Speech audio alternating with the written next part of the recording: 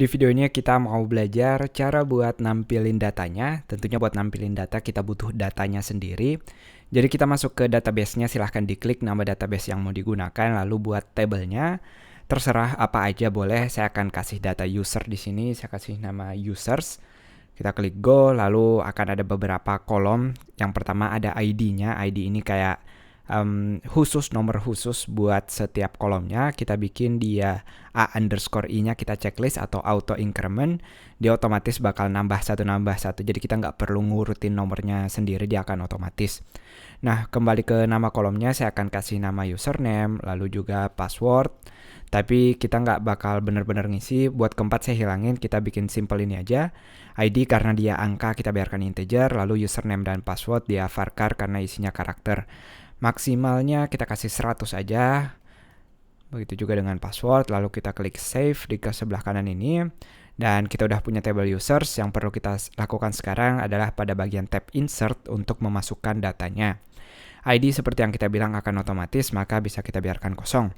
Saya akan isi data ngasal di sini, yang penting ada perbedaan. Paling nggak kita ngelihat ada dua data yang berbeda. Kita klik go. Dan klik pada browse, kita udah melihat datanya. Sekarang tugas kita untuk menampilkannya pada halaman PHP ini melalui script PHP-nya. Nah, untuk echo-nya saya biarkan, kita udah tahu dia pasti berhasil atau kita udah ngecek kalau dia berhasil. Tugas kita sekarang adalah menampilkan datanya. Nah, untuk menampilkan datanya, tentu kita harus melakukan query atau tugas-tugas perintahnya, di mana untuk melakukan query, kalau mau memilih datanya, kita akan bilang di sini dalam tanda petik, select, karena kita mau milih semua kolom, maka all, tapi kalau hanya kolom tertentu, tinggal disebut nama fieldnya, misalnya cuma mau username, atau cuma mau username dan password, tinggal dipisahkan dengan koma kalau lebih dari satu.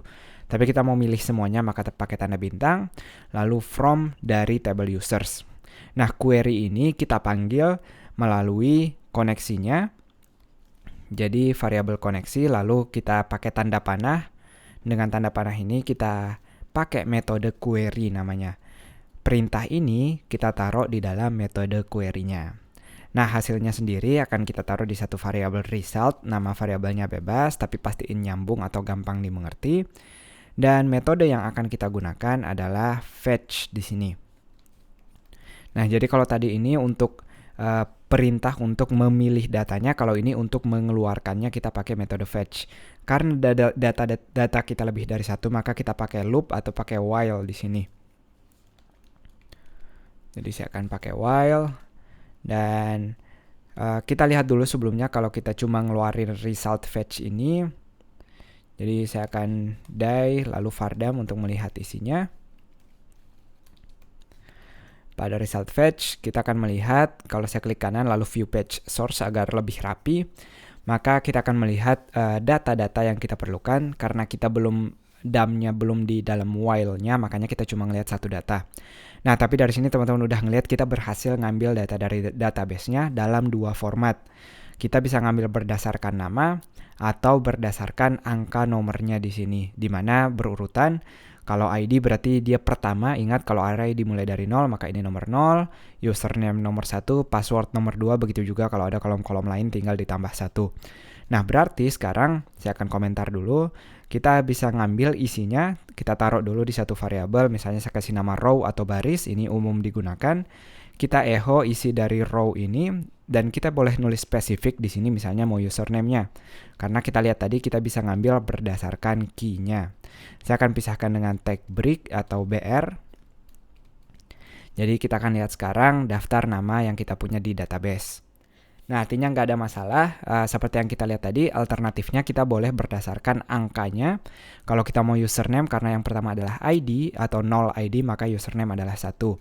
Kita bisa lihat juga hasilnya sama, tapi tentu lebih intuitif kita sebagai yang nulis kodenya, dan setiap kita ngeliat kodenya kita lebih tahu, oke, kalau kita mau pakai username sekarang, jadi lebih baik kalau daripada pakai nomor kita pakai namanya langsung. Nah, ada juga beberapa opsi di sini, saya akan die vardam lagi. Kalau teman-teman cuma mau ngeluarin berdasarkan angkanya, kita bisa pasang opsi fetch _num. Nah, jadi sekarang cuma berdasarkan nomor. Nah, tentu aja kita harus panggil yang pakai metode ini adalah PDO-nya, pakai metode statiknya. Kalau kita lihat sekarang, saya akan buka di sini.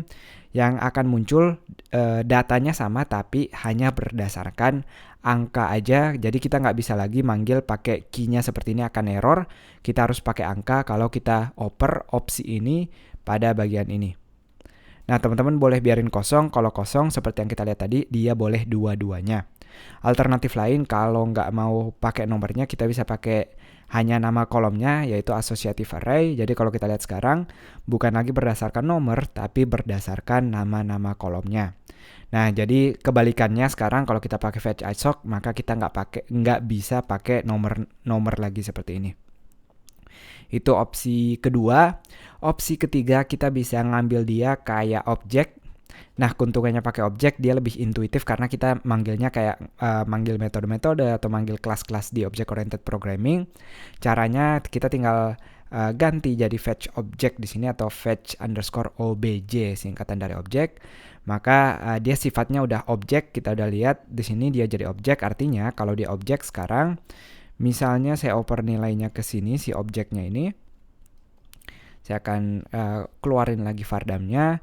Jadi kita manggilnya sekarang, kalau saya reload, bukan lagi berdasarkan namanya, tapi kita panggil seperti tanda panah seperti objek biasa. Nah, jadi kalau saya reload, kita bisa ngelihat hasilnya seperti ini. Begitu juga kalau saya tambahin password misalnya. Jadi dia seperti jadi key-nya sekarang pada bagian objeknya ini. Saya pakai password, tentu tulisan kecil. Kita sambungkan dengan titik lagi. Nah, ini. Jadi setiap nama kolomnya tinggal disambungkan tanda panah kalau kita fetch dia sebagai objek. Tapi teman-teman udah lihat ada opsi-opsi lain, kita bisa berdasarkan nomor, bisa juga berdasarkan associative array. Nah, sebelum selesai pada video-video ini, kalau teman-teman mau ngeluarin berapa hasil yang kita lihat, kita bisa nyambungin query ini. Saya akan copy paste dulu. Jadi saya akan kasih namanya total, misalnya kita mau ngeluarin angkanya ada berapa kolom, kita tinggal sambungin tanda panah di sini, lalu nama metodenya adalah raw count atau hitung barisnya. Saya bisa buktikan dengan mengecho si totalnya di sini. Kita sambungkan dengan string total biar lebih jelas. Tanda titik. Kalau kita reload sekarang, kita akan melihat totalnya dan pastikan kalau saya nambahin data di sini, saya insert lagi. Ada Tika, ada Adit, saya isi angka, klik go, maka kita akan melihat udah ada 4 data sekarang. Nah, jadi sangat simpel. Setelah query-nya atau setelah result-nya, kalau teman-teman sadar ini persis sama query-nya yang di atas, maka kita bisa ganti bagian ini dengan variabelnya dan pastikan tidak ada error karena ini sama aja. Nah, itu dia tentang cara mengeluarkan data pada database dengan PDO.